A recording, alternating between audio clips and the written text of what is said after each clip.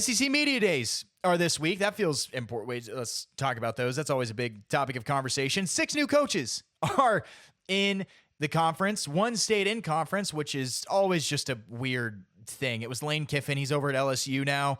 You got Pete Golding at Ole Miss, John Sumrall at Florida, Alex Golish at Auburn, Ryan Silverfield at Arkansas, and Will Stein at Kentucky. There are new guys in the conference. 6 new coaches. SEC team hasn't won a national championship in technically 4 years, 3 seasons. 4 years, 3 seasons. That feels right. So this upcoming year for the SEC is a massive, massive year for the brand, where the landscape of college football just seems to be shifting more and more away from the SEC, from the Southeastern Conference. I mean, when you go 3 seasons, 4 years without winning a national championship, people start asking questions. I would ask questions. We get a lot of questions. And so this year, it's a big year. But the narratives that we're looking at is, one, and I put out 4. There's more than just 4. These are just the 4 that I was looking at, 4 that I was thinking about for the media days that I feel like would be important, something to watch for, consider, all of that. Lane Kiffin drama. That's just, that's number 1. Lane Kiffin is going to say something crazy. He's going to say something outlandish, and it's going to be awesome. I love Lane Kiffin. I love Lane Kiffin. He is a content factory, and he knows it. He knows he's a content factory. The people love him, and he's the perfect villain. The game this season between Ole Miss and LSU, unbelievable. It is going to be unbelievable. The atmosphere is going to be electric. I hope he gets things thrown at him. And then, you know what? I hope he throws it back because that's the kind of guy he is. He would absolutely throw something back into the stands that gets tossed at him. Anything Lane Kiffin says is gold. It is gold. It's amazing. It is amazing. So 1, any Lane Kiffin drama. That's what I'm looking for. Number 2, Steve Sarkisian, which that's another one. That is a sleeper contender for a hot seat candidate, is Steve Sarkisian. And it legitimately might not be the fault of him. Like, it might not be his own fault that he's on the hot seat, because the expectations of Texas year in and year out are high. They are high every single year. It's a lot. It's a lot for any coach to have to sit in the national spotlight to that extent, let alone you have a Manning on your team. Like that brings so much. But his team this year, arguably, it's the best team that he's had. Arch last season, start of the season, really, really not great. And he slowly got better. I mean, you go look at his stats overall from the season, they weren't that bad. They're actually pretty good. Stats don't always tell the story at the end of the day. I test people. You're going to love that. But he was fine last year. This year, he's got Cam Coleman. If you don't know who Cam Coleman is, I need you to look that up right now. Stop listening to me. Put me off to the side. Pull up some Cam Coleman highlights. Potential to be top 3 wide receiver in college football this season. Like it's going to be an electric Texas offense. But as always, as every UT fan knows, you come into the season, you had high expectations, then you end the season disappointed. I grew up a UT fan. I am not anymore. I was. I understand. But when you pick a different school other than UT, your allegiances change. That's okay. It's okay. But being a UT fan is like being a Cowboys fan. If you're a Cowboys fan like me, you get it. Nobody likes you. They always make fun of you. And nobody feels bad for you. Like right now, you don't feel bad for me. Unless you're a Cowboys fan, you'll commiserate with me. Always high expectations. Everyone's like, we're going to win the Super Bowl. You never do. You want to know why? Because they suck. Oh, yeah. So, Texas, it's just going to be interesting to see what the narrative is this week, what comes out of Sark's mouth. and just overall what this team is going to look like.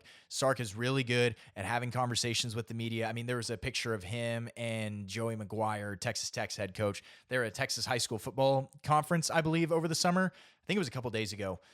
But Sark grabbed Joey and he was like, oh, we're good. We're buddies now. And so, like, that's a whole new narrative where him and Joey were going back and forth. Joey was like, come play us, because Sark made a snarky comment about Texas Tech. If you're not caught up on all this, go look it up.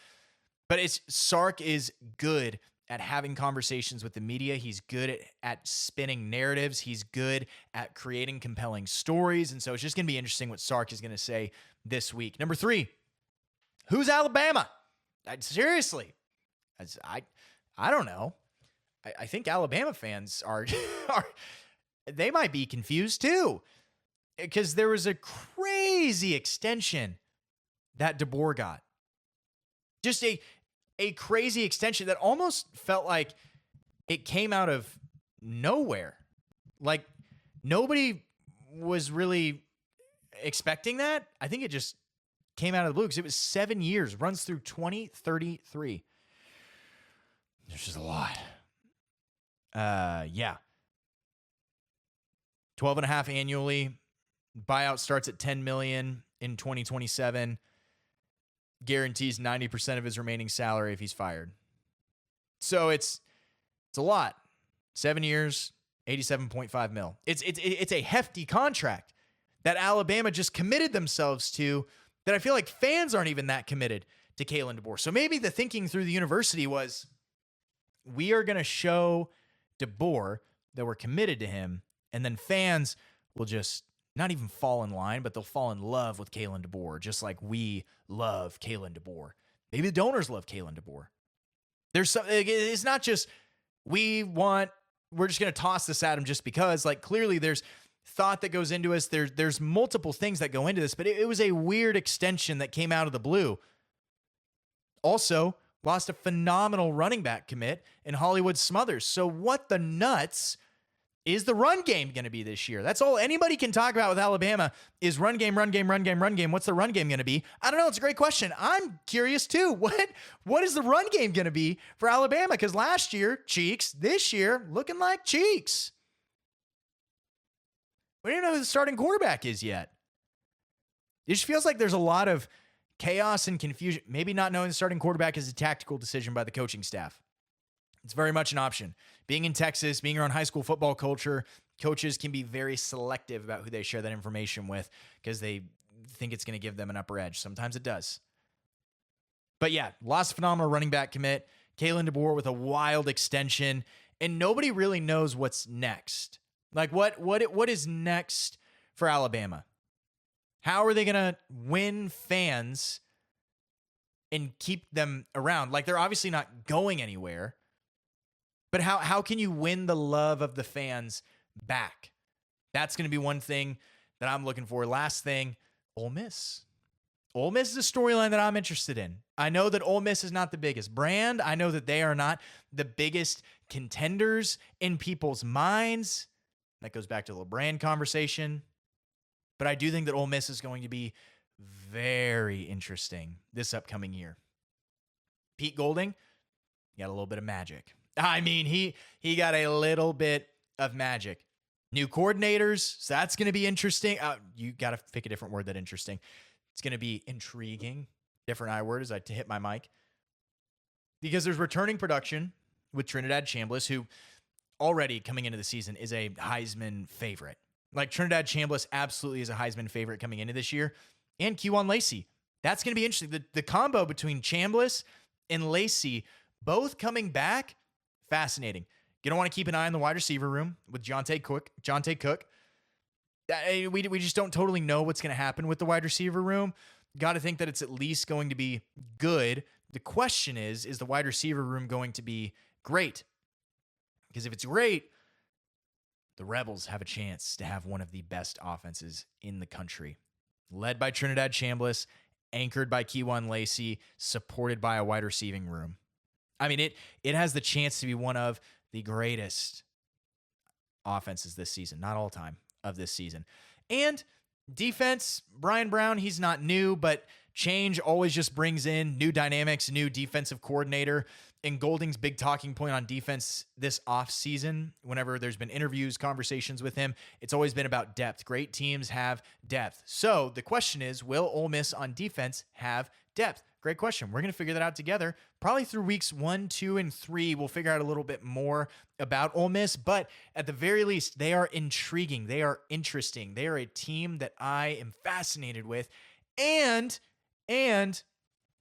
Pete Golding behind a mic, I kind of love. I kind of love Pete Golding behind a mic because he just says whatever. He's dry. He doesn't mess around. Pete Golding, awesome behind a mic. Big ol' fan of Pete Golding.